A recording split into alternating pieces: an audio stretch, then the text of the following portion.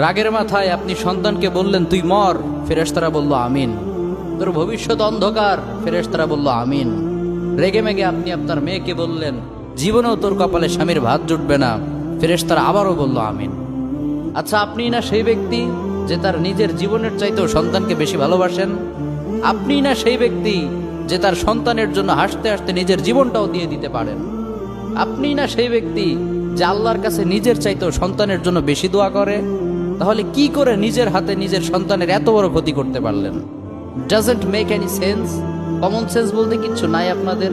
আপনারা কি জানেন না আপনাদের রাগের মাথায় বদদোয়া করাগুলো ফেরেশতারা আমিন বলে?